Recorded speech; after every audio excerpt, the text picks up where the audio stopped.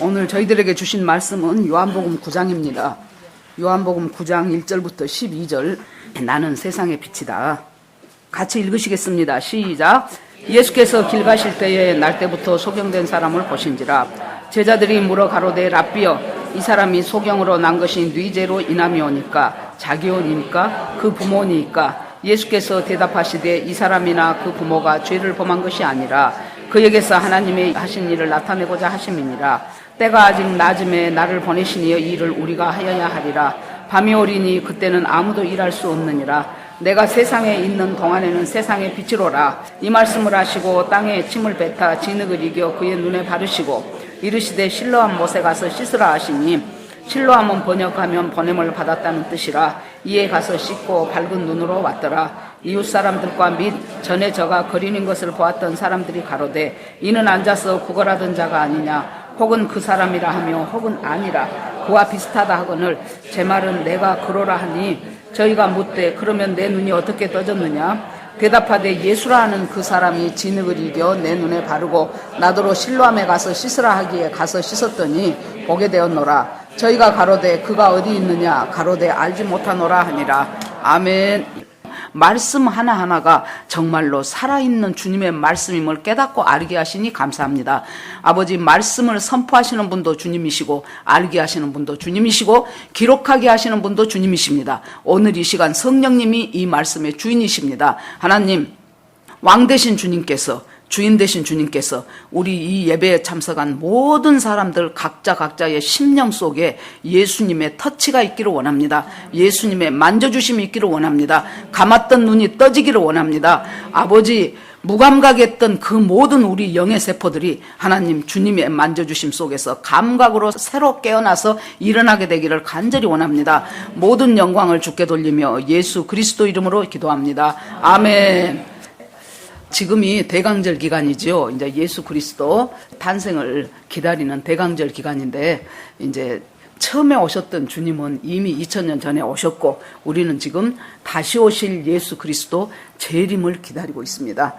참 가만히 생각을 해보면요, 여러분, 다시 오시는 예수 그리스도를 우리가 맞이할 수 있다는 것, 그것이 믿어진다는 것은 엄청난 사건이에요. 이것은 나중에 우리가 어떤 사람이든지 한 번 죽는 것은 정해진 것이에요.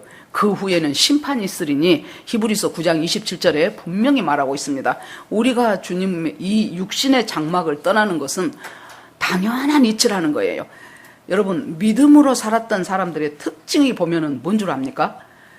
저 영원한 본성에, 저 영원한 본향, 저 하늘에 내 집이 있다는 것을 아는 사람들이에요. 그러면은 이 세상 사는 집에 그렇게 연연해 하지를 않아요.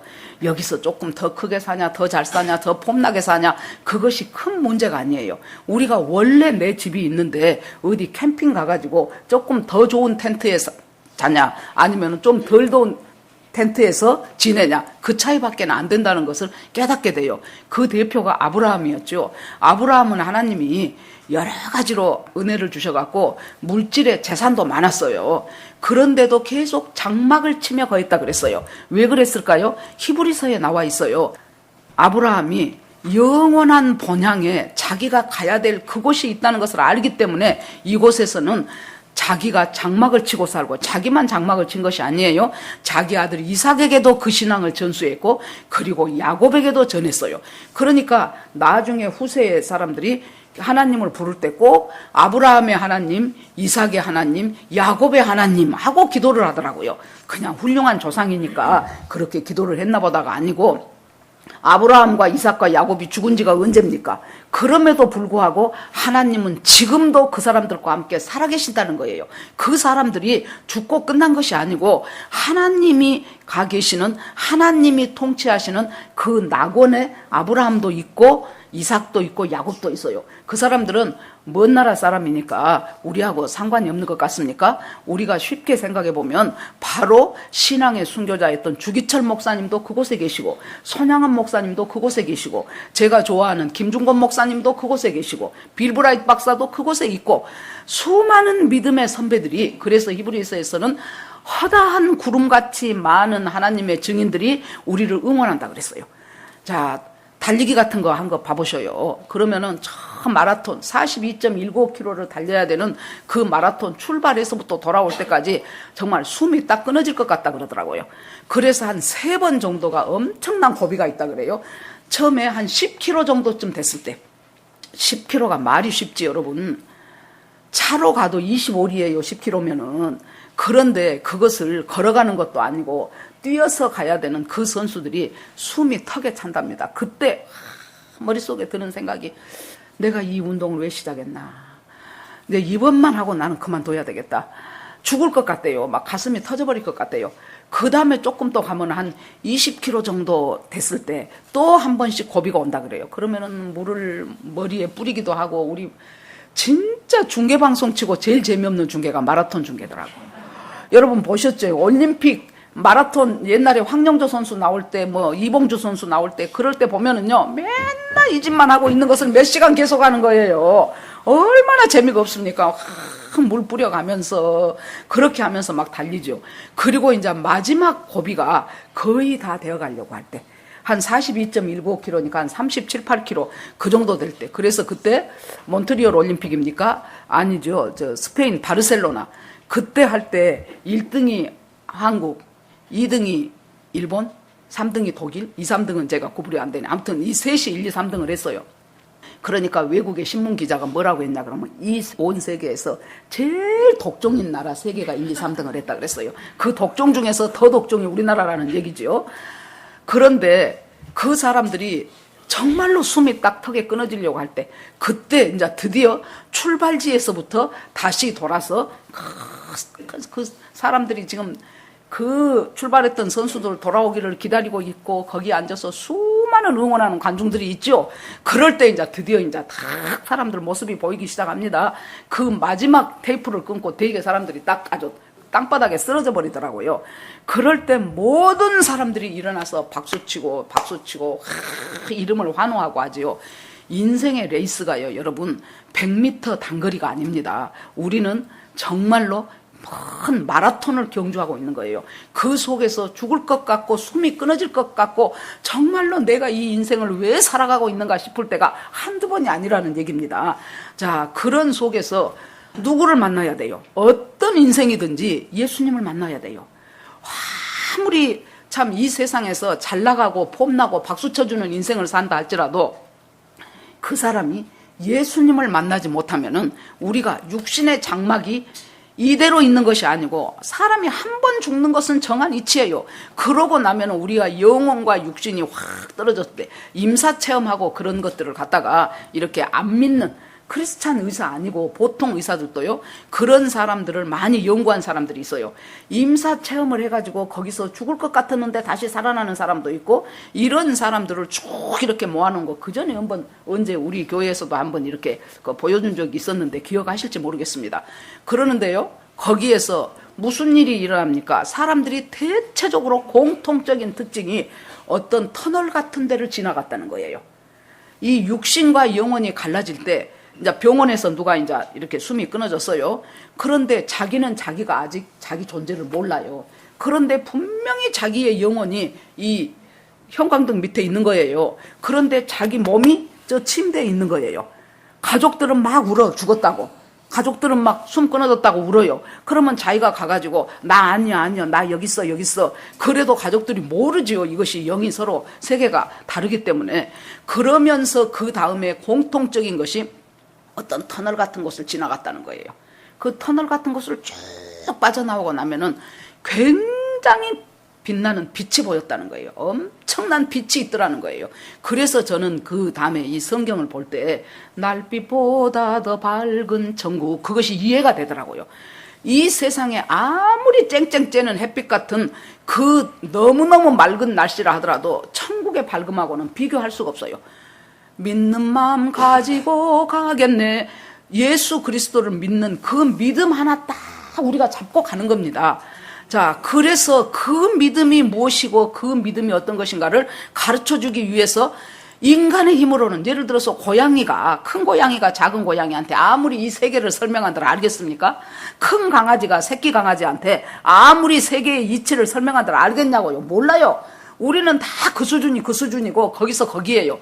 그래서 이들을 죄 속에서 살다가 죄 속에서 생활하다가 죄로 말미암아 죽고 그대로 지옥 갈 수밖에 없는 우리들에게 하나님의 형상대로 인간을 만들었기 때문에 그 하나님의 형상대로 만든 인간은 하나님이 정말로 사랑하시기 때문에 방법은 딱 하나, 죄라는 것하고 상관이 없는 사람이 와야 되는데 죄가 상관없는 사람 이 세상에 어디가 있습니까?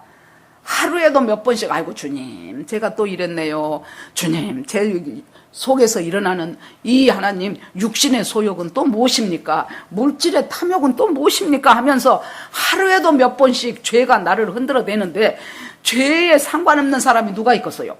그러니까 인간으로서는 없어. 그런데 인간이 인간의 죄를 대신해야 되니까 할 수 없이 그 방법밖에 없으니까 하나님의 아들 제2 성자 예수가 인간으로 오신 거예요. 그래서 구약은 창세기 태초에 하나님이 천지를 창조하시니라부터 말라기 끝까지 오실 것이다. 하나님이 우리를 구원하기 위한 그 예수 그리스도는 올 것이다. 그것이 지금 구약이에요. 그러면은 마태복음 딱 시작하면은 아브라함과 다윗의 자손 예수 그리스도의 세계라 왔다 그거예요. 이제 아브라함과 다윗의 자손으로 예수 그리스도의 세계가 이제부터 펼쳐지는 것이다.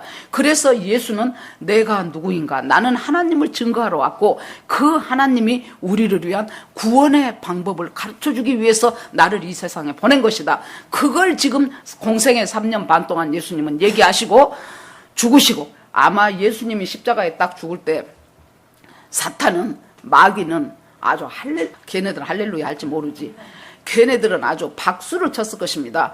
항상 사탄은 거꾸로 하기를 좋아해요. 할렐루야를 뭐라고 한 줄 압니까? 울랄라라 그래요. 울랄라. 뭣도 모르고 지금 무슨 가수들 자기 이름을 울랄라라고 한 애들이 있더라고요. 바꾸기, 십자가도 보세요. 사탄이 만든 십자가는 거꾸로 만들어놨어.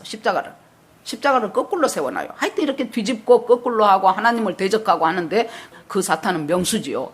예수님이 십자가에 돌아가시니까 드디어 우리가 창세기 때 여자의 후손이 네 머리를 칠 것이라고 해서 나한테 겁을 줬던 그 하나님의 아들이 지금 왔는데, 우리가 어떤 식으로든지 헤롯도 공작을 하고 바리새인들도 공작을 하고 유대인들도 공작을 해서 예수가 십자가에 달려서 죽었다.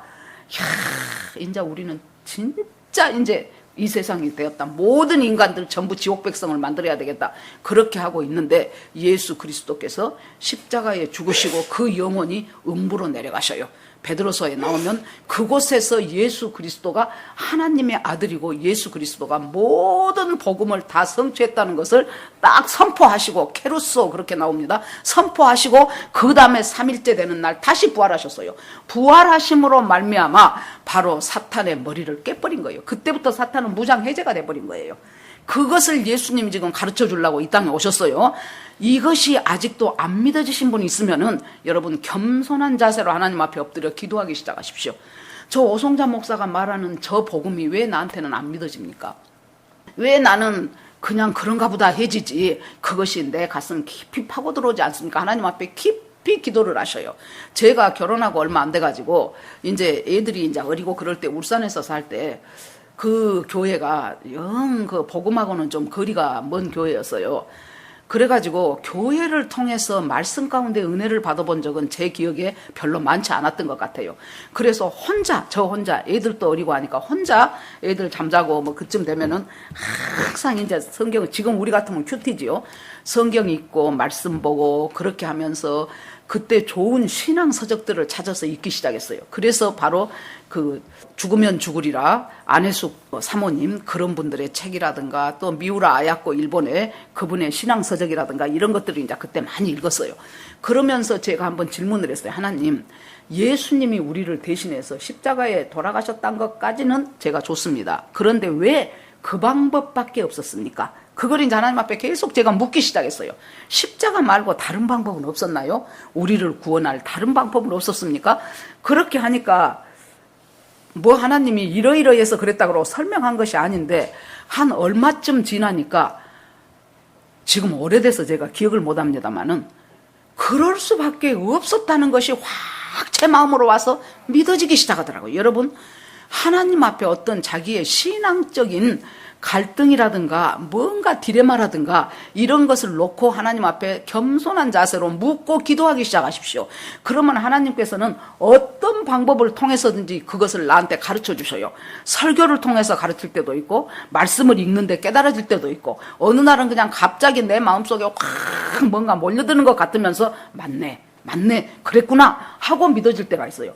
지금 우리가 이제 이 요한복음을 보면은 오병이어 사건, 지난번에 내가 생명의 떡이로다에 설교했었죠.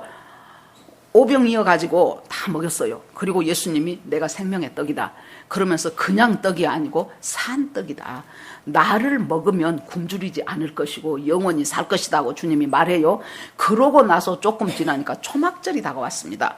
초막절은 이스라엘 7대 절기 중에서 제일 마지막 절기예요. 가을 절기예요.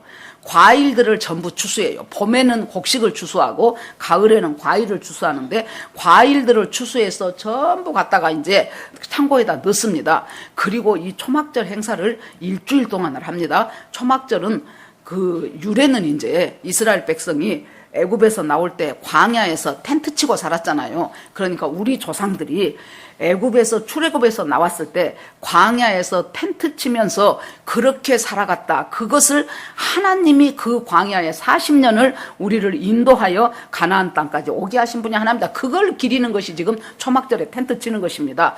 그런데 이 초막절의 행사가, 큰 행사가 두 가지가 있다 그랬어요. 제가 하나는 제사장들이 날마다 이렇게 항아리를 가지고 어디를 갑니까? 실로암 연못으로 가. 그래서 그 항아리에다가 물을 가득 담아가지고 또 옵니다. 그래서 이제 와가지고 제사장들이 전부 성전의 제단 위에다가 그 물을 다 쏟아 붓는 거예요. 그건 뭐예요? 우리가 광야 생활할 때 하나님께서 반석을 쳐서 우리에게 생수를 주어서 우리로 하여금 먹게 하신 그것을 생각하면서 하나님이 우리를 이렇게 인도하셨다, 그걸 하는 거예요. 그걸 날마다 해, 날마다. 그러니까 나가기만 하면은 날마다 제사장들이 그 물통을 가지고 실로암 못에 갔다가 거기서 기온샘, 기온샘부터 실로암 못이 원천이에요. 시작이 돼요. 그 물을 받아놓은 것이 실로암입니다. 그래서 거기서 물을 떠가지고 와서 붓고. 그러니까 예수님이 요한복음 7장에 뭐라 그래요? 그것을 딱 보시면서, 여러분 성경 보시면서 보세요. 예수님처럼 훌륭한 교사는 없어요. 예수님처럼 완벽한 교사도 없어요. 교사의 특징이 뭐냐 그러면은 그 사람한테 가장 잘 들어갈 수 있는 그 포인트를 딱 짚는 거예요. 얘가 밥을 맛있게 먹었다. 그러면 그걸 딱 집어가지고, 야, 밥 먹으니까 맛있지? 우리가 육신도 밥을 먹어야 건강해지는 것처럼 우리의 영혼도 밥인, 양식인 말씀을 먹어야 건강해진단다. 그렇게 하면 보통 때 가만히 있을 때 한마디 툭 던진 것보다 훨씬 효과가 있어요. 예수님은 지내가면서 양이 있어요. 그러면 양을 딱 안아. 그래가지고 제자들 보고 너희는 양이고 나는 목자다.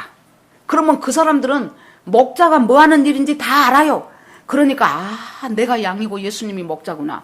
가다가 포도나무 있어요. 그럼 예수님이 포도 열매를 보면서 나는 포도나무고 너희는 가지다. 너희가 내 안에 잘 붙어 있으면 포도 가지가 열매를 맺으려고 용을 안 써도 자연스럽게 포도나무의 모든 영양분이 가지로 흘러가서 그 가지에 정말로 탐스러운 포도를 맺을 수밖에 없다. 그런데 만약에 가지가 잘라져 버리면은 밖에 나가서 말라서 버려서 나무 땔감밖에는 되지 않느니라. 이것이 우리 예수님의 교수 방법이에요. 그런데 예수님께서 그 물을 막 쏟아서 제사장들이 제단에 붓는 것을 보면서 예수님이 뭐라 그래요? 누구든지 목마르거든 내게 와서 마시라 그랬어요.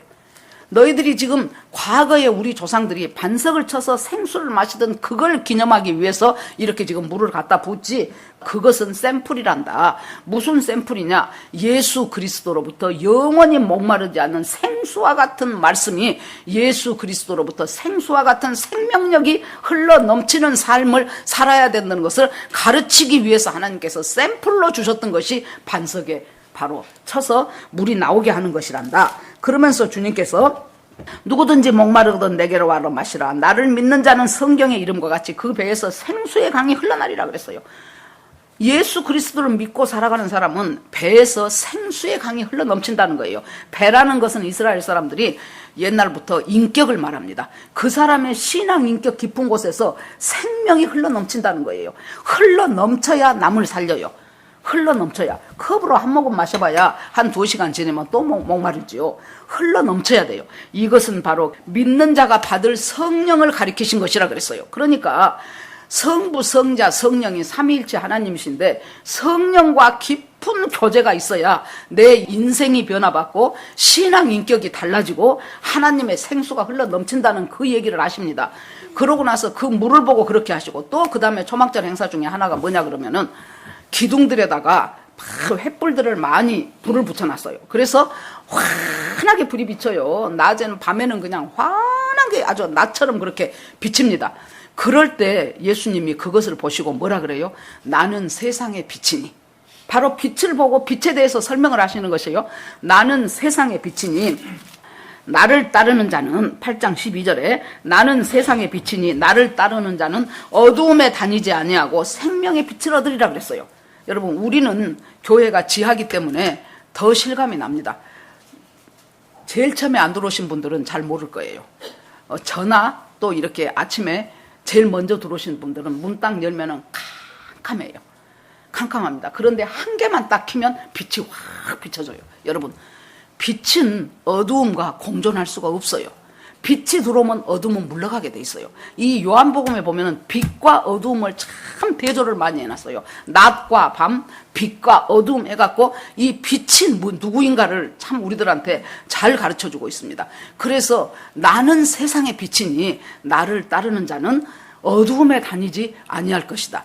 그 전에 언제 한 달이나 됐을까요? 그 샌프란시스코 그쪽에 무엇이 어떻게 돼갖고 막 산불이 나는 거 어쨌는가 그래가지고 전기가 막 안 들어오고 어쩌고 막 그런 소식을 들었어요. 그래서 제가 우리 아들한테 통화를 한번 해봤어요.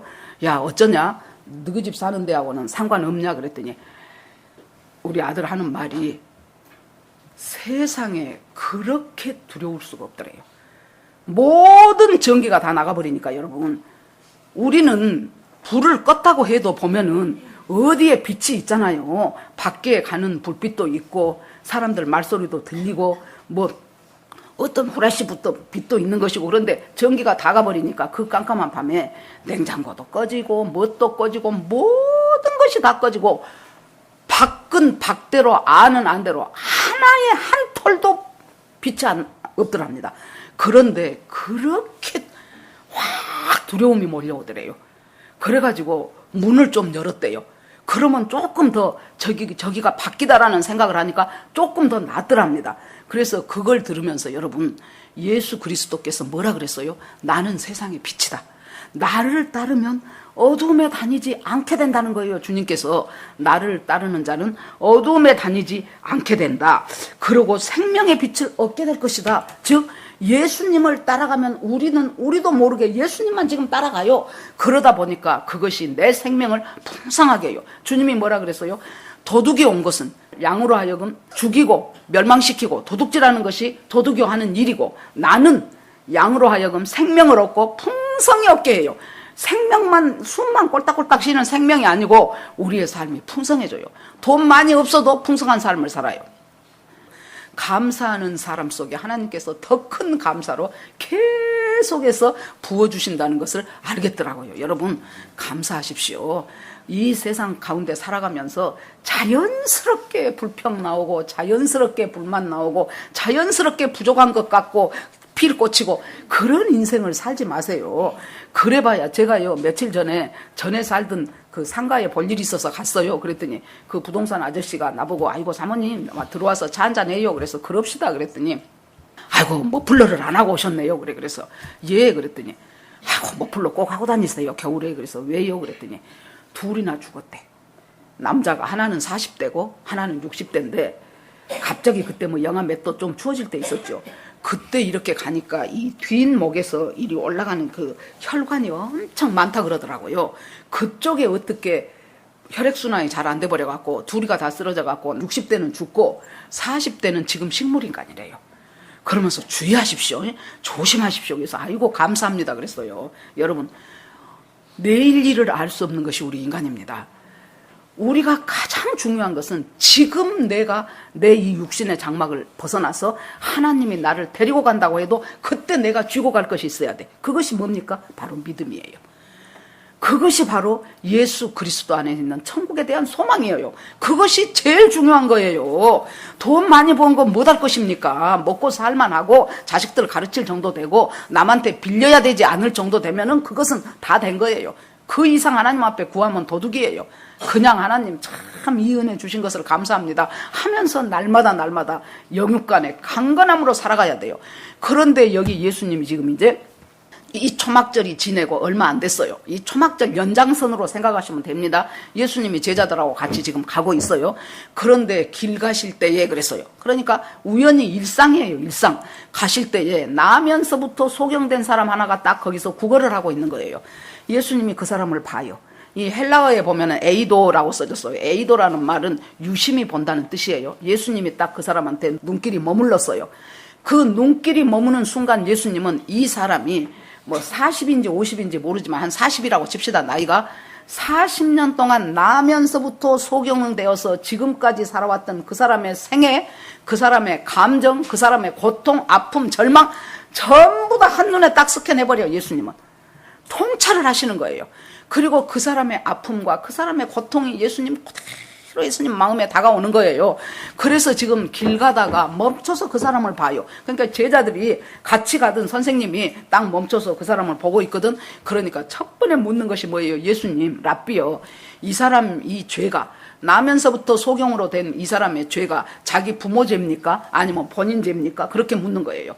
그것이 그 당시에 유대인들의 통념이었다는 얘기예요. 누가 나면서부터 장애인으로 태어나면은 저것은 분명히 지그 부모가 죄를 지었든지 아니면은 자기 자신이 뱃속에서 뭔가를 잘못한 죄를 지었든지 그랬기 때문에 저렇게 태어났다라고 생각을 해서 자기들보다 한참 더 지혜가 많다고 생각되는 예수님 보고 이것이 자기 부모 죄입니까? 아니면 본인 죄입니까? 그렇게 묻는 거예요. 근데 예수님은 그것에 대해서 대답을 안 해요. 우리도 까딱하면은 어떤 사람이 무슨 사건이 생기면은 꼭 그 사람의 원인을 우리가 규명하고 싶어 해요. 아이고 저 사람 하나님 앞에 못되게 굴더니 그랬구만 그러고 싶어 해요. 절대 주님은 그걸 우리한테 금하십니다. 우리가 판단이 얼마나 잘못된 판단이 많습니까? 꼭 내 필이 그렇게 과갖고 저 사람 그럴 줄 알았어. 그런데 나중에 보면 아니요. 그런 경우가 참 많잖아요. 그러니까 오죽하면 예수님이 판단하지 말아라. 비판하지 말아라. 네가 비판하는 그 비판으로 너도 똑같이 그 비판 당할 것이다. 이렇게 주님은 말씀하십니다. 자, 그런데 여기서 주님이 그것에 대해서 부모죄다, 누죄다 그것 말하지 않고 이 일을 통해서 하나님의 영광을 드러내게 하심이라. 이걸 오해하시면 안 돼요. 이 사람이 죄가 없는데 하나님이 자기 영광 드러내려고 이 사람을 소경으로 만들어갖고 태어났다. 그 말은 결단코 아니에요. 과거지사에 어찌됐든 그 원인 규명을 하려고 하지 말고 지금 현재인 상태에서 하나님을 만나면은 이 사람의 인생이 의미가 있어지고 이 사람의 인생이 하나님께 영광 돌리는 인생으로 된다는 것을 예수님이 말하는 거예요. 어떤 식의 장애를 갖고 있든지 간에 장애라고 하니까 뭐 나는 장애 없는데 그렇게 생각할 수 있지요. 어떤 식의 지금 문제가 있든지 간에 어떤 식의 아픔이 있든지 간에 오늘 이제 우리 남편하고 교회를 오면서 내가 지금 저 순천에 있는 우리 서영용 선교사님 그 최현숙 사모 얘기를 했어요. 참 현숙 사모는 사람이 생활력도 강하고 씩씩하고 마음이 참 건강하다고. 그러니까 우리 남편이 그렇다고 참 그렇다고. 그래서 내가 뭐라고 했냐 그러면 이렇게 여러 사람들을 보면은 어린 시절은 뭐예요? 자기가 항거할 능력이 없는 시절이 어린 시절이잖아요. 자기를 변명할 능력이 없는 때가 어린 시절이잖아요. 그 어린 시절에 부모의 사랑을 많이 받고 사랑 속에서 산 사람들은 어떤 자산이 있냐면은 여러분 그런 부모를 두신 분들은 감사하시기 바랍니다. 굉장히 영적으로 영원히 건강한 자산을 갖고 나와요. 그래서 살아가면서 문제가 있고 어려움이 있고 그래도 그것을 넉넉하게 이겨내더라고요. 그 얘기를 했어요. 현숙 사모가 아마 그렇게 사랑을 많이 받고 자란 것 같다고. 그래서 여러분 부모 되신 분들은 자기 자식을 적어도 초등학교 들어갈 그 이전까지 많이 사랑하십시오. 그 후에도 사랑하지만은 무조건적으로 사랑해서 딱 이 아이들 생각 속에 우리 부모는 나를 엄청 사랑하시는 분. 여러분 유림이 표정 봐보세요. 얼마나 잘난 척 하잖아요. 쬐끄만 것이. 왜 그럴까요? 엄마 아빠 사랑을 무더기로 받으니까. 아주 얼굴 표정이 보면은 아주 자기가 아주 자신감에 차 있어요. 그 어린 것이. 여러분 이렇게요 부모한테 충분히 충분한 사랑을 받으면서 자라지요. 그러면은 이 세상에서 어려움과 고통을 당할 때 넉넉하게 이겨낼 수 있는 자산이 있어요. 생각을 해보세요. 육신도 우리가 생각을 해보시오. 똑같은 나이인데 건강한 사람과 육신이 약한 사람 보세요. 삶의 질이 달라요. 건강한 사람이 왕성하게 활동할 때 이 약한 사람은 아주 좁은 그 외에는 활동을 할 수가 없어요. 영도 마찬가지라니까요. 영혼이 강건해야 돼요. 마음이 강건하면은 당당하게 이겨나갈 수 있어요. 어려움이 안 무너진단 말이에요. 그런데 이제 이 사람 생각을 해보세요. 40년 동안에 지금 소경이니 여러분 아름다운 봄바람과 날아가는 그 하늘거리는 나비를 받겠습니까? 하늘하늘하는 풀꽃의 아름다움을 받겠습니까? 푸른 하늘에 둥둥 떠가는 흰구름을 받겠습니까? 사랑하는 엄마의 얼굴을 받겠습니까? 그 사람의 아픔, 고통, 아마 이 장님이라고 해도 여러분 다 어떤 사람은 음악을 잘한 사람도 있을 것이고 어떤 사람은 미술을 잘하고 어떤 사람은 공부를 잘하고 다양할 것입니다. 그런데 이 사람들이 선택할 수 있는 직업의 폭은 지극히 제한되어 있어요. 지금 누군가의 손에 붙들려 와가지고 사람 많이 있는 곳에 앉아갖고 구걸하는 일밖에 할 수가 없어요. 저는 그래서 장애인들은 다 힘들지만은 저는 가장 힘든 장애가 이 시각장애인일 것이라고 생각을 합니다. 일단 안 보이잖아요. 그러니까 주로 하는 일이 뭐예요? 침술이나 아니면은 지압이나 이런 일들 하면서 간신히 호구지책 하는 거예요. 이 시각장애인들이. 그래서 이 사람을 놓고 예수님이 그것이 아니고 어떤 어려움 환경이 지금 내가 당하고 있다 할지라도 하나님의 손길이 딱 닿기 시작하면 그때부터 그 의미 없는 인생, 죽지 못해 살아가는 인생, 그 피폐한 인생, 그 인생은 활기를 띠기 시작하고 그 인생은 의미가 있어지기 시작하고 그 인생은 그때부터 삶의 의의를 갖기 시작하는 거예요. 그러면서 그것을 너희들이 보게 될 것이다 하고는 예수님이 갔다가 침을 뱉어서 진흙을 이겨가지고 그 사람 눈에 딱 붙여줘요. 그러면서 이대로 실로암 목까지 걸어가서 그걸 씻으라는 거예요. 아니 장애인이 맹인이 그냥 걸어가기도 힘들어요. 그런데 진흙 떡을 붙여가지고 가니 옆에 누군가가 지금 또 부축을 좀 해줬을 거예요. 그렇게 해가지고 실로암까지가 상당한 거리를 지금 걸어가야 되는 그 일을 지금 예수님이 하라는 거예요. 여러분 보세요.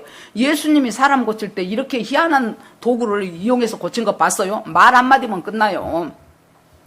네가 인자를 믿느냐, 네가 나을 것을 믿느냐, 너 낫고 싶냐 이런 식으로 물어봤고 주여 그러하더이다 하면 네 믿음대로 될지어다 그러면 끝나요. 기껏하면 예수님이 손 한번 만져 그러면 끝나요. 그런데 이 사람은 희한한 짓을 하잖아요. 진흙을 갖다가 예수님이 침까지 뱉어갖고 그러니까 어떤 사람들은 그 침에 약효가 있었는갑다. 아니에요. 그걸 해갖고 진흙 떡을 반죽을 만들어갖고 눈에다 붙이라는 거예요. 뭡니까 여러분? 가만히 보세요. 이 실로암이라는 말이 보냄을 받았다라는 뜻이라 그랬어요. 그러니까 물이 기온샘이 있어요. 그 기온샘에서 발원을 해가지고 물이 찰찰찰찰찰찰 흘러요. 그것을 히스기야 왕 때 아수르가 그때 악수르가 지금 한참 일어나는 강대국입니다. 아수르가 이스라엘을 쳐들어오려고 하니까 히스기야가 그것을 갖다가 그 기온샘에서 흐르는 물을 딱 잡아가지고 땅 밑으로 수로를 뚫어버렸어. 물이 막 콸콸콸콸콸콸 흘러가더라고요. 그것을 땅 속으로 수로를 만들어가지고 끌었어요. 성 안으로. 기온샘은 성 밖에 있는데 끌어가지고 그곳에 물을 한 군데 모았는데 그 물이 뭡니까? 실로암이라는 이름을 가진 연못이다 그 말이에요. 그런데 이 실로암이란 마르들이 보냄을 받았어. 기온샘에 있는 물이 어디로 보냄을 받았습니까? 성 안에 있는 연못까지 보냄을 받았지요.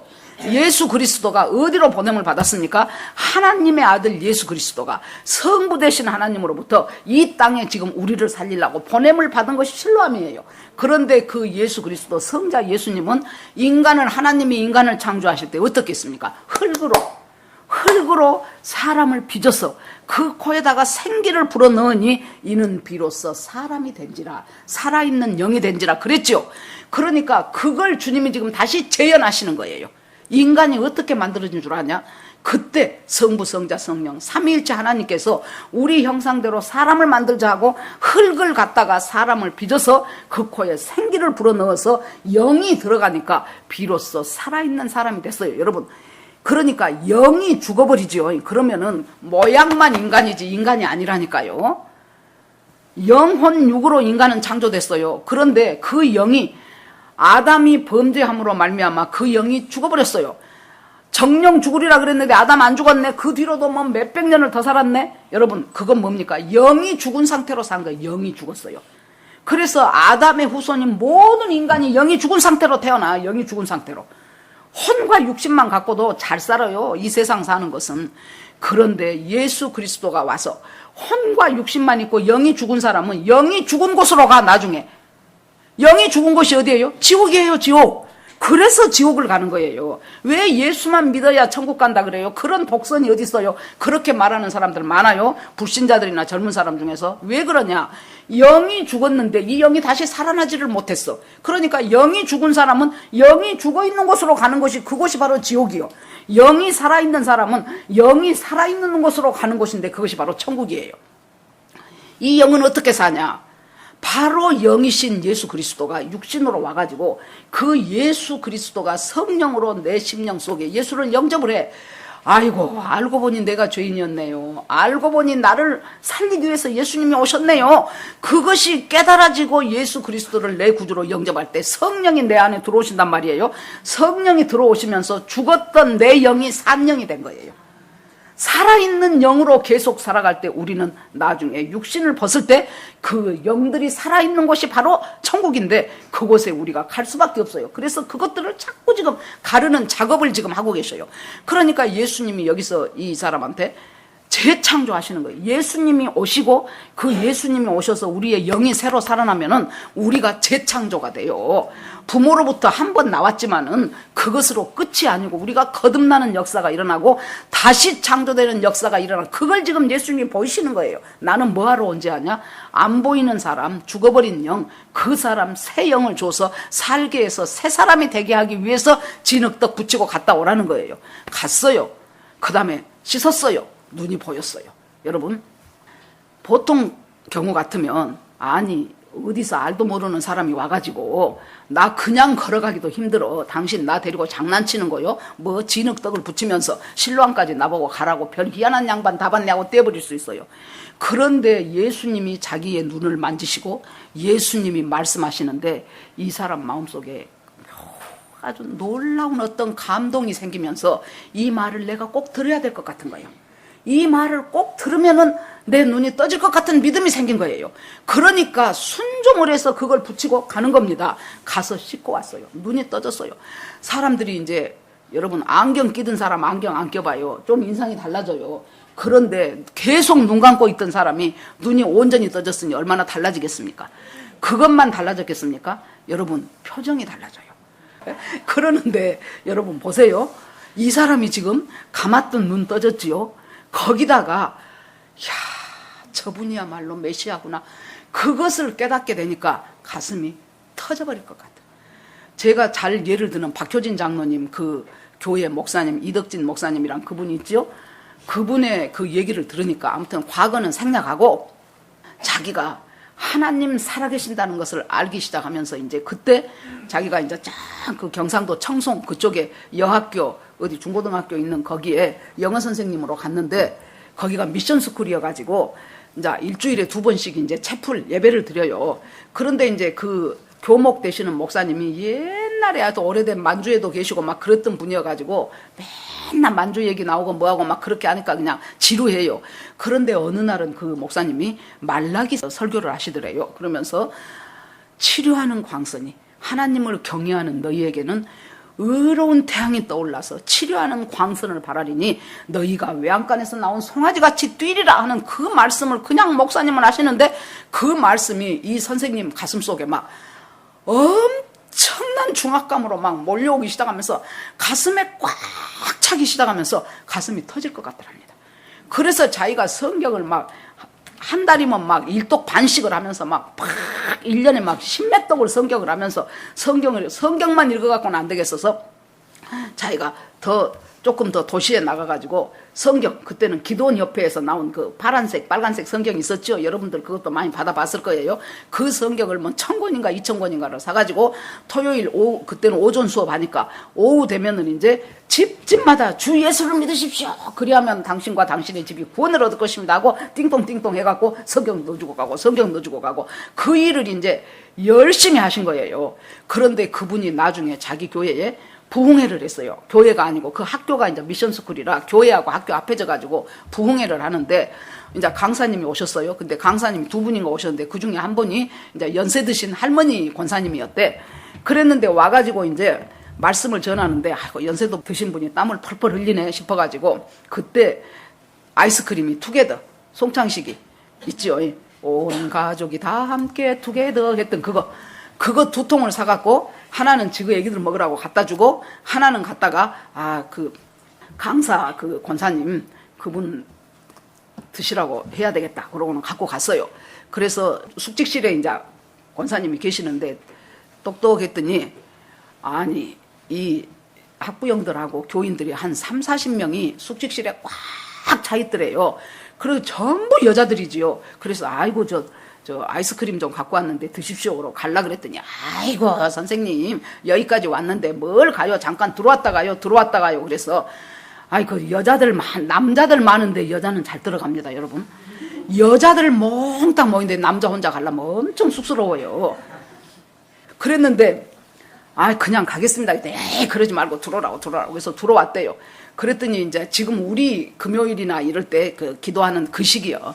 아이고 아무개 씨 기도 제목 말하십시오. 자 지휘자님 기도 제목 말하시죠. 그러면 뭐 제가 뭐 영육간에 강건하고 우리 애들 믿음으로 잘 살고 이제 이렇게 하면은 자 우리 다 같이 기도합시다. 그러고 이제 그 사람 놓고 막 기도하고 이제 이거예요. 그래서는 이제 막 이제 기도를 자기도 이제 따라서 그냥 이렇게 하고 있는데 갑자기 눈 앞에 환한 빛이 비치더랍니다. 그래서 자기는 꼭 어떻게 생각했냐. 어떤 사람이 내 눈에다가 후레쉬를 대는구나 그렇게 생각하고 그래봬도 내가 학교 선생님인데 그거 온 사람들이 다 학부형이지요. 어떤 못된 학부형이 내 눈에 후레쉬를 대는 거 그러고 눈을 탁 떴대요. 그랬더니 다른 사람들은 기도하느라고 랄랄랄랄랄라 난리가 나고 아무도 정신이 없는데 온 방 안에 그렇게 환한 빛이 비치고 그렇게 빛이 자기 눈에 비치고 아니 이 빛의 출처가 어디야 하고 뺑 둘러보니까 그 숙직실 한 벽에 예수님 그 이제 그림이 있었어요. 예수님 그림 이렇게 그 아우라 생겨갖고 있는 예수님 그림이 있죠. 그 그림이 있는데 보니까 그 그림 속에 있는 예수님의 두 눈에서 그 빛이 나오더라는 거예요. 아니 어떻게 그림이 저럴 수가 있어? 아이고 저거 뭐야 아니 세상에 저기서 빛이 나오네 저 눈에서 하는데 갑자기 그냥 쇠 갈고리로 자기 혀를 끄집어낸 것처럼 하면서 자기는 한 번도 경험해보지 못하고 말해보지도 않았던 막 방언이 터지기 시작을 하는데 여러분 이것이 자제가 안 돼. 자기가 저 눈에서 하는데 자기가 막 춤을 춘 거예요. 자기는 그냥 저 눈에서 하고 있는데 그러니까 여러분 내가 체험해보지 않았다고 해서 판단하지 마세요. 하나님은 그럴 수도 있다라고 마음을 열어놓으시면 돼요. 내가 지금 못 믿겠어도 하나님이 하시면 놀라운 그런 일이 있을 수도 있다라고 하시면 돼요. 그러고 두고 보면 돼. 그 열매가 하나님으로부터 온 것이 아니면은 그 사람은 그냥 쓰러져요. 하나님으로부터 온 것일 때는 점점 융성해져요. 그러니까 그냥 그것이 참이냐 거짓이냐 2단이냐 3단이냐 막 그것부터 따져갖고 그냥 자기가 난리칠 생각하지 말고 조금만 두고 보면 돼. 길게도 안 가요. 조금만 두고 보면 거기서 진짜인지 가짜인지가 판명이 돼요. 그러는데 막 자기는 거기서 막 다른 사람들은 이제 기도하던 것을 다 멈추고 점잖은 선생님이 막 춤을 추면서 저것이 하면서 방언을 했어 하니까 나중에 1시간 반인가 지내가지고 자기 사모님한테 연락을 해가지고 빨리 당신 남편 좀 데리고 가시오. 그래서 데려갔는데 절제가 안 돼. 방언만 한 것이 아니에요. 투시의 은사가 있어. 그래서 그 뒷날 학교를 가죠. 그러면 이제 결제 서류를 갖고 교감 선생님한테 선생님 이거 결제해 주십시오. 그래야 되는데 선생님 하면은 그 다음에 방언이 나와버려. 그래 놓으니까 이게 자기도 괴로워 죽겠는 거예요. 그러니까 이제 교감 선생님이 이 선생 그러지 말고 한 일주일 동안 학교 오지 말고 집에 가서 요양을 하시오. 조금 그러는 것이 좋을 것 같소. 그래서 이제 자기가 이제 집으로 왔어. 와가지고 있는데 뭐가 보인 줄 압니까? 교무실에서 자기를 놓고 교무 선생님들이 전부 회의를 하더랍니다. 회의를 해갖고 어떤 딱 반으로 갈라지더래. 어떤 사람은 이건 성령의 역사다. 어떤 사람은 저거 귀신 들렸다. 그래갖고 그동안 엄청 자기한테 잘해주고 아부했던 사람, 그 사람이 제일 열받아갖고 이것은 귀신의 역사다. 저 사람 학교 못 나오게 해야 된다. 막 이제 이렇게 하는 거예요. 여러분 보십시오. 우리 하나님을 알아간다는 것은요. 그래서 저는 흐리버리한 사람한테 제가 기도하기를 뭘 기도하냐. 하나님 제발 저 사람 성령 좀 받게 해주십시오. 성령 받으면 단번에 머리가 깨져버린다니까요. 저 무엇이냐 막 주사파에서 돌아온 사람들 있죠. 그 돌아온 전향한 사람들 얘기 들어보면 전부 다 성령 받을 때 돌아와 버리더라고. 장신대 김철웅 교수 아주 서울대에 아주 그 주사파에 아주 맹주였더라고. 그 사람 보통 사람한테는 그걸 설명해도 모르겠으니까 내가 그러면 왜 이렇게 됐냐. 내가 놀라운 성령의 체험을 했습니다. 그렇게만 하고 넘어가 버려. 또 연세대학교에서 임종석이 그 전대협 길러냈던 이동호 그분 성령 체험하니까 딴 사람 돼버려요. 그래서 제대로 된 하나님 이 믿음 안에서도요 성령을 못 받으면은 지식적인 종교인인 사람만 돼요. 여기 보세요. 그러니까 이제 이 사람이 눈을 뜨고 왔단 말이에요. 그러니까 여러분 중요한 것은 육신의 눈을 하나님이 떠준 것은 뭐예요? 영의 눈을 떠라는 거예요. 니들이 지금 영의 눈이 다 감아져 갖고 있다는 거예요. 그러니까 안 보인데도 자기들이 육신의 눈이 떠졌으니까 자기들이 잘 본다고 생각하는 것이 큰 착각이라는 거예요. 기적은 기적 자체가 목적이 아니에요. 뭡니까? 그 기적을 통해서 일하시는 말씀하시는 하나님의 진리를 깨달으라 그 말이죠. 눈을 왜 떠요? 영적인 눈도 뜨라 그 말이에요. 육적인 눈은 깝깝해도 몇십 년 살다 죽으면 끝나요. 근데 영의 눈이 못 뜨면은 영원한 지옥불에 들어가게 되는 거예요. 그래서 영적인 눈을 떠요. 눈을 떴어요. 소문이 났어요. 바리새인들이 시기가 나 죽었는 거예요. 자기들은 감히 손도 못 댈 일을 예수님이 그냥 나면서부터 소경된 자 눈을 띄어버렸거든. 그래 놓으니까 이제 불러갖고 물어봐요. 네가 어떻게 해서 눈이 떠졌냐 말해봐라. 그랬더니 예수라는 사람이 나한테 와서 내 눈을 떠줬습니다. 그러면 그 예수라는 사람이 어떻게 눈을 떴냐. 진흙을 붙여서 실로암에 가서 씻고라 그래서 씻고 왔더니 눈이 떠졌습니다. 이 사람은 가만히 말하는 거 보면은 하나도 보태지도 빼지도 않고 팩트만 말하더라고. 보니까 요새 말로 팩트만 말하고 있어요. 그런데 이 바리새인과 이 종교 지도자들은 그걸 인정하고 싶지가 않는 거예요. 그러니까 또 데려다 또 물어봐. 너 다시 한번 말해봐. 아니 예수라는 사람이 이만저만 해서 제가 눈이 떠졌다니까요. 그러니까 뭔 말을 듣고 싶은 거예요? 아 원래도 제가 좀 보였는데요. 그 말 듣고 싶은 거예요. 지금 원래도 제가 지금 좀 보였는데요. 그 사람이 어떻게 하니까 조금 더 보였어요. 이 말을 하고 이를 지금 원하는 거예요. 그런데 나면서부터 소경이라는 것은 모두가 다 알아. 또 불러. 그 말을 하니까 그 다음에는 뭐라 그래요? 네 생각에 그 사람을 너는 뭐라고 생각하냐 그래요? 나 선지자라고 생각합니다. 지금 이 사람이 어떻게 믿음이 발전되어 가는가를 보세요. 여러분 눈이 떠지고 예수님이 지금 첫 번째 명제가 뭡니까? 나는 세상의 빛이다 그랬죠. 빛이라는 것이 비치면 어떻게 사람이 변해가는가를 지금 우리가 봐야 돼요. 나한테 지금 빛이 얼마나 비치고 있는가를 깨달아야 돼요. 이 빛을 내가 못 비치게 막아버리고 있는 것은 무엇인가를 우리가 알아야 돼요. 그래서 거기서 선지자라고 합니다. 이것도 상당한 발전이죠. 선지자라고 합니다. 그러니까 또 물어봐. 그러니까 그 사람이 아니 내가 몇 번을 말해도 왜 계속해서 또 묻습니까? 그러니까 그럼 너 가만히 있어. 저 부모를 데려와. 그래서 부모를 데려와 가지고 이 사람이 당신 아들이 맞소? 이 사람이 이 당신 아들이 날 때부터 눈 감은 소경이었어? 그렇게 물어봐요. 그러니까 맞습니다. 내가 이 아들을 낳고 이 아들은 날 때부터 소경이었습니다. 그런데 지금 눈이 떠진 것은 사실입니다. 그러면은 그 이후에 대해서는 그것에 대해서는 얘도 장성하였으니 어른이 됐으니 지 일을 본인한테 직접 물어보십시오. 그 말이 성경에 풀이가 돼 있어요. 왜 그러냐 그러면은 예수를 그리스도라고 시인한 자는 출교하기로 이미 결정을 했어. 이 사람들이. 우리는 출교가 별거 아니죠. 거기서 출교라는 것은 살 수가 없어요. 우리로 쉽게 말하면 주민등록을 말소해버리는 거예요. 그러면 우리가 은행을 간들 은행 통장을 만들 수가 있어요? 주민등록증이 없으니 어디를 가더라도 운전면허를 딸라는데 주민등록이 없는 사람이 어떻게 운전면허를 따겠습니까? 그런 것하고 똑같다고 보면 돼요. 우리로 말하면은. 그때 거기서 출교를 시켜버리고 파문을 시켜버리면은 죽을 수도 구걸할 자유도 이제 없는 거예요. 구걸할 권리도 없어. 이 사람은 이제 쫓겨나야 돼요. 그렇기 때문에 예수를 그리스도라고 하면은 이 사람들한테서 출교당할까 봐서 그 부모들은 뭐라고 말합니까? 본인한테 물어보시오. 본인한테. 본인도 어른이니까. 그러니까 데려다 또 물어봐요. 그러니까 이 사람이 아니 몇 번을 묻습니까? 당신들도 예수 그리스도의 제자가 되고 싶습니까? 그래요. 그러니까 이제 너는 온전히 죄 중에서 태어났지만은 나는 모세의 자녀다. 모세의 후손이다. 아브라함 후손 뭐예요? 내가 가지고 있는 영적인 어떤 그 틀, 제발 틀을 벗어나십시오. 제발 여러분 그 틀을 깨세요. 틀을 갖고 있는 사람이 결국 프레임에 당하게 되더라고. 자기가 만든 그 틀 속에서 믿음이 성장을 못해요. 그 속에서 딱 갇혀버려요. 믿음이 자라나려고. 이 사람 믿음 자라나는 거 보세요. 처음에는 예수라는 이름을 가진 그 사람, 객관적인 이름이었어요. 그 다음에 선지자. 그러놓고 이 사람이 이제 자꾸 그렇게 물으니까 뭐라고 말합니까? 30절에 보니까 그 사람이 대답하여 가로되 이상하다.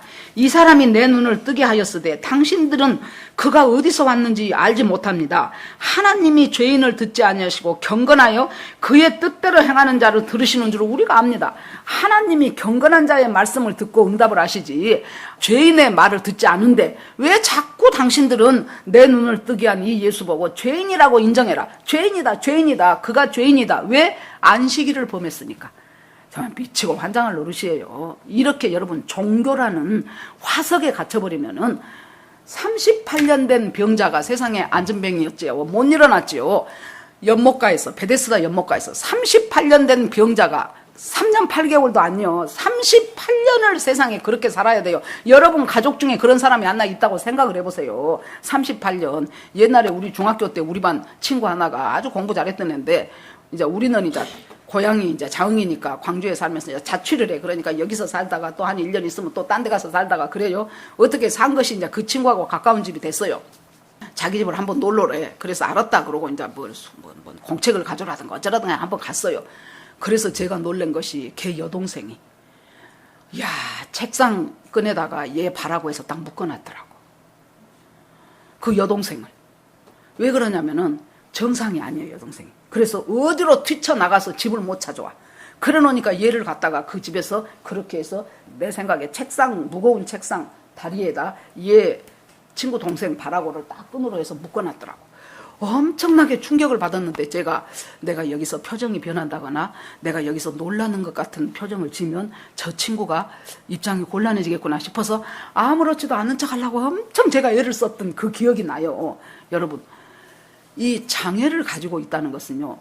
이것이 3년 8개월도 아니고 38년을 그 장애로 그 베데스다 연못가에서 있는 그 사람이 예수 그리스도가 일어나 네 자리를 들고 걸어가라 하는 그 말씀으로 일어나 들고 걸어갔는데 세상에 38년 된 그 사람이 그 장애에서 벗어나서 예수님의 안식 속으로 들어갔다는 그것은 전혀 못 보고 뭐만 봐요? 안식일 범했네.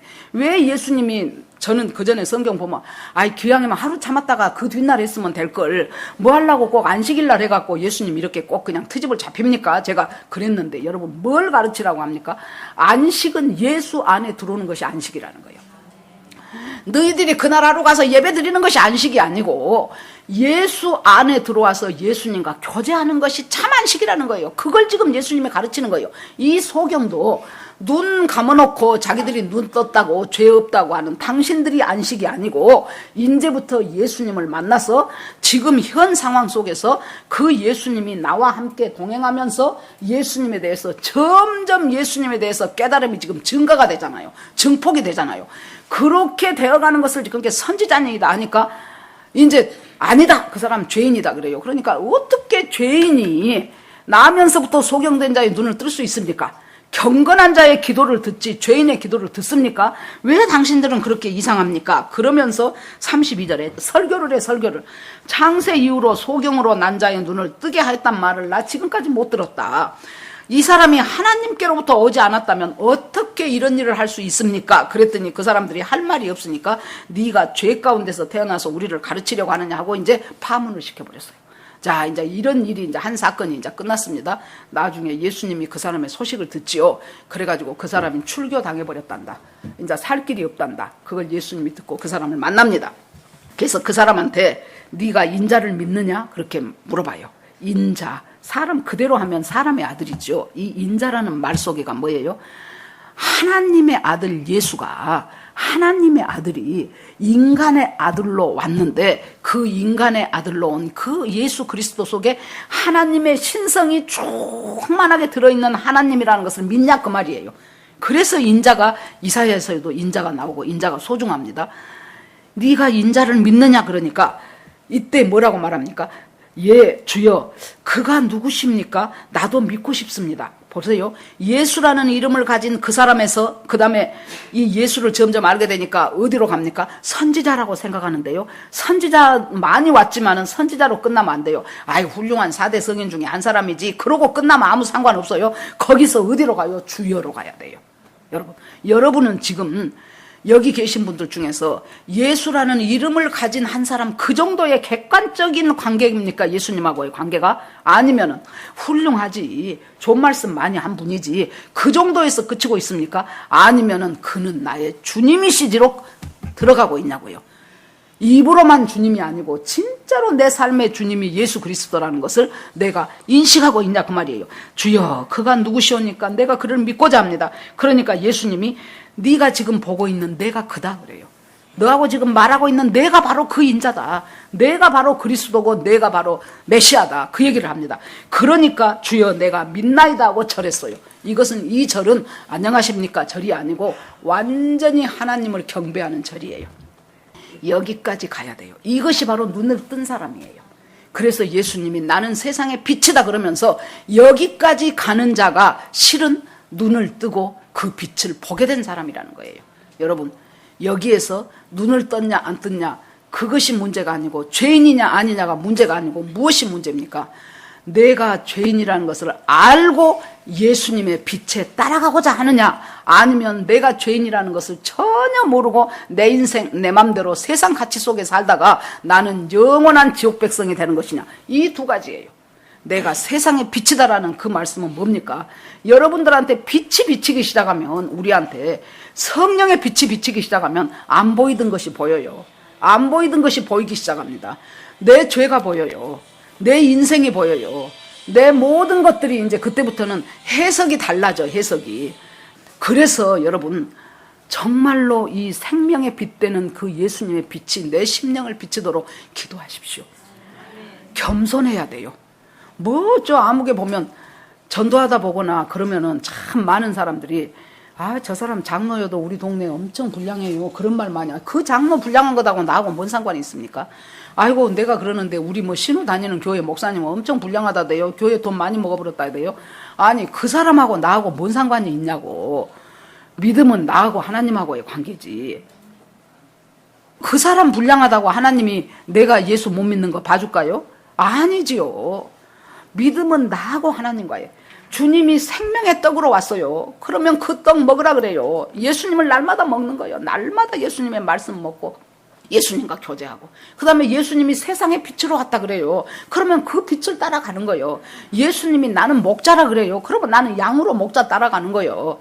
예수님이 나는 양의 문이다 그래요. 예수님이 나는 길이고 진리고 생명이니 나로 말미암지 않고는 아버지께로 올 자가 없다 그래요. 요한복음은 한마디로 뭡니까? 예수 그리스도는 하나님의 아들이시다. 예수 그리스도는 우리의 구원주이시다. 예수 그리스도는 창조주이자 구원주이자 앞으로 재림 예수로 오셔가지고 우리와 영원한 나라에서 함께할 우리의 주인이시다예요. 여기에서 흔들리지 마세요.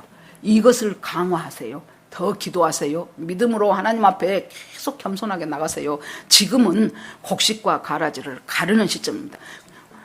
기도로, 말씀과 기도로요, 이것이 나를 이제는 어쩌면 각계전투로 들어가야 된단 말 제가 많이 하지요. 이렇게 평화롭게 예배드릴 수 있는 날이 언제까지 계속된다고는 아무도 보장할 수 없어요. 뭔 일이 생길지 몰라요. 안 그랬으면 좋겠지만은. 그러니까 여러분 스스로 이렇게 기회 있을 때 열심히 교회 나오세요. 열심히 나오면은 기도하고 애쓰는 사람이 말씀으로 전해주고 여러분들이 그것을 받아들이잖아요. 그렇게 하고 기도하면서 계속해서 하나님과의 이 영적인 맷집이, 내공이 강해져야 돼요. 자, 여러분들 오늘 이 말씀, 예수님이 세상의 빛이에요. 그 빛된 예수를 따라가기 위해서 내가 겸손하고 낮아진 자세로 말씀을 깊이 보면서 하나님, 이 말씀은 이해가 안 됩니다. 이것이 무슨 뜻입니까? 여기에서 하나님은 어떤 분이십니까를 묻는 거예요. 그러면 주님은 너무 기뻐해요. 우리가 그걸 물어볼 때 묻고 주님이 깨닫게 하시고 가르쳐 주시고 그 말씀 붙잡고 기도하시고 그렇게 하면서 빛된 예수를 따라가서 정말로 소경이었지만은 내가 영적인 눈이 떠져서 소경에서 벗어나서 그리스도의 확실한 제자가 되는 주여 내가 믿고자 하나이다 하고 경배하는 저와 여러분 되기를 주의 이름으로 축원합니다.